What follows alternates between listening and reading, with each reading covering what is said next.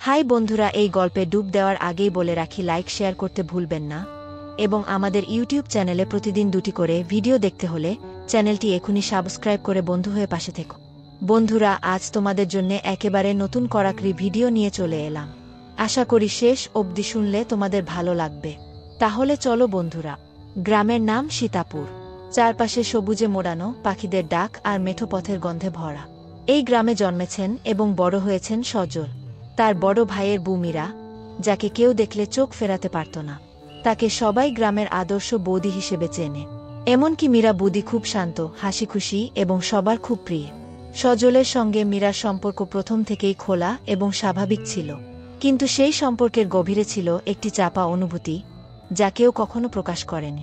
সজল শহরে পড়তে গিয়েছিল, সেখানে সে জীবনের অনেক কিছু শিখেছে, কিন্তু বাড়ি ফিরে এলে সে বারবার মীরার দিকে অন্যভাবে তাকিয়ে থাকতে শুরু করল। মীরার চোখে যেন এক অদ্ভুত আকর্ষণ, যা তাকে অস্থির করে তুলত। মীরা নিজেও বুঝতে পারত সজলের দৃষ্টি। প্রথমে সে এড়িয়ে চলার চেষ্টা করত, কিন্তু সময়ের সঙ্গে সঙ্গে সে বুঝতে পারল সজলের প্রতি তার নিজের মনেও এক চাপা টান কাজ করছে। একদিন সজল একা বাড়ির পেছনের বাগানে বসেছিল। হঠাৎ মীরা এসে দাঁড়াল। সজল, তুমি ভালো আছ কি? মীরা জিজ্ঞেস করল। কি? হ্যাঁ বৌদি, কিন্তু মনে হয় কিছু একটা হারিয়ে ফেলেছি। মীরা কিছুক্ষণ চুপ করে রইল। কি? তারপর মৃদু হেসে বলল, সব সময় যা হারিয়ে যায় তা হয়তো খুঁজে পাওয়া যায় না, কিন্তু মনে রাখতে হবে যা আছে সেটাই আমাদের সম্পদ। এই কথাগুলো সজলের মনে গভীর ছাপ ফেলল। তাদের এই ছোট্ট কথোপকথন যেন এক নতুন অধ্যায়ের সূচনা করল। কিন্তু তাদের এই অনুভূতি কি শুধুই ভুল বোঝাবুঝি, নাকি কিছু সত্যি ছিল? মীরার জীবনে সবকিছু যেন বাধাধরা নিয়মে চলছিল, কিন্তু তার মন কখনোই পুরোপুরি শান্ত ছিল না। সজলকে প্রথমবার যখন সে দেখেছিল, তখন সে সদ্য কৈশোর পার করে যৌবনে পা রাখা এক চঞ্চল যুবক। শহরে পড়াশোনা করতে যাওয়ার আগে সজল গ্রামের বাড়িতে বেশিরভাগ সময় কাটাত মীরার সঙ্গে। তারা একসঙ্গে গল্প করত, বই পড়ত, এমনকি মীরার রান্নাঘরের কাজেও সজল সাহায্য করত। সেই দিনগুলোর মধ্যে একটি দিন মীরার মনে গভীর ছাপ ফেলে গিয়েছিল। এক গ্রীষ্মের দুপুরে বাড়িতে কেউ ছিল না। বড় ভাই মাঠে কাজ করতে গিয়েছিল, আর বাকিরা পাশের গ্রামে এক অনুষ্ঠানে।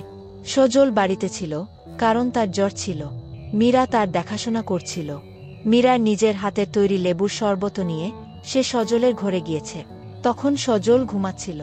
হঠাৎ করে মীরার হাত থেকে গ্লাস পড়ে গেল। সজল চমকে উঠে দেখল মীরাকে। মীরা দুঃখিত হয়ে গ্লাস তুলতে ঝুঁকল, আর সজল তাকে সাহায্য করতে একই সময় নিচু হল।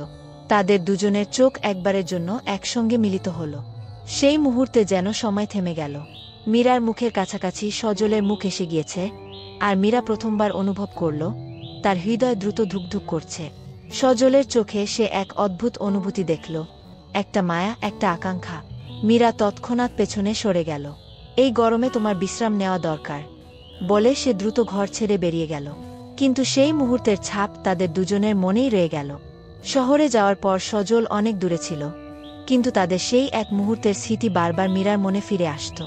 সে নিজেকে বোঝাতে চাইত যে যা হয়েছিল তা শুধুই একটা ভুল, কিন্তু সত্যিই কি তা ভুল ছিল? মীরার বিবাহিত জীবন ভালো ছিল, কিন্তু কোথাও যেন এক ফাঁকা জায়গা ছিল, যা সে কাউকে বুঝতে দিতে চাইত না। সজল ফিরে আসার পর সেই পুরনো অনুভূতিগুলো যেন আবার তার মনকে তাড়া করতে শুরু করল। সজলের মনে কি ছিল? মীরার প্রতি তার এই অনুভূতি কি শুধু এক অতীতের ভুল, নাকি তার হৃদয়ের কোনো গভীর সত্য?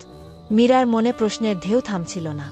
সজলের চোখে দেখা সেই অনুভূতি, সেই মুহূর্তগুলো তাকে বারবার এক পুরনো স্মৃতির দিকে টেনে নিয়ে যাচ্ছিল। তবে মীরা জানত তার জীবনের দায়িত্ব এবং সম্পর্কের বাধ্যবাধকতা তাকে বাস্তবের মাটিতে টিকিয়ে রেখেছে। সজলও ঠিক একইভাবে তার মনের মধ্যে দ্বন্দ্ব নিয়ে বেঁচেছিল। মীরার প্রতি যে অদ্ভুত টান অনুভব করেছিল, তা কি সত্যিই ভালোবাসা ছিল, নাকি কেবল তার যুবক বয়সের দুর্বলতা? একদিন বিকেলে বাড়ির উঠোনে সবাই ছিল। মীরার স্বামী এবং পরিবারের অন্য সদস্যরা নিজেদের মধ্যে গল্প করছিল। সজল উঠোনের কোণে বসে দূরের মাঠের দিকে তাকিয়েছিল। মীরা বুঝতে পারছিল সজলের মন অন্য কোথা।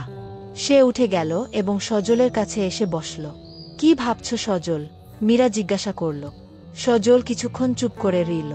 তারপর ধীরে ধীরে বলল, বৌদি, কিছু স্মৃতি মানুষ ভুলতে পারে না, কিন্তু আমি এখন বুঝেছি কিছু অনুভূতি থাকা সত্ত্বেও আমাদের সঠিক পথ বেছে নিতে হয়। মীরা তার দিকে তাকাল। সঠিক পথ মানে? সজল হেসে বলল, মানে হলো সম্পর্কের মর্ম বোঝো। তুমি আমার বড় ভাইয়ের স্ত্রী, এই সম্পর্কের পবিত্রতা আমি কোনোভাবেই ভাঙতে চাই না। হয়তো একসময় কিছু অনুভূতি ছিল, কিন্তু এখন আমি জানি তা ভুল ছিল। মীরার চোখে জল এসে গেল। সে বলল, সজল, আমিও তোমার মতোই অনুভব করেছি, কিন্তু আমাদের জীবন কেবল নিজের জন্য নয়, চারপাশের মানুষের জন্য। আমাদের সম্পর্কের সীমা আর মর্যাদা বজায় রাখতে হবে। তাদের মধ্যে একটি বোঝাপড়া তৈরি হলো। তারা জানত এই অনুভূতিগুলো তাদের জীবনের এক অধ্যায় মাত্র, কিন্তু এই অধ্যায়টি এখন শেষ হয়ে গেছে। বছর পেরিয়ে গেছে। সজল এখন নিজের কর্মজীবনে সফল এবং এক স্নেহময়ী স্ত্রীকে জীবনসঙ্গী হিসেবে পেয়েছে। মীরা নিজের সংসারে সুখী। তাদের মধ্যে যোগাযোগ আর তেমন নেই, কিন্তু এক অদ্ভুত প্রশান্তি দুজনের মনেই থেকে গেছে। তারা নিজেদের দায়িত্ব এবং সম্পর্কের প্রতি সৎ থাকতে পেরেছে। গল্প শেষ হলেও তাদের জীবনের শিক্ষাটি থেকে যায়। জীবনে অনেক অনুভূতি আসে, কিন্তু আমাদের সঠিক সিদ্ধান্তই আমাদের চরিত্র এবং ভবিষ্যৎ নির্ধারণ করে। বন্ধুরা, ভিডিওটি ভালো লাগলে লাইক, কমেন্ট, শেয়ার করে চ্যানেলটি সাবস্ক্রাইব করে পাশে থেকো।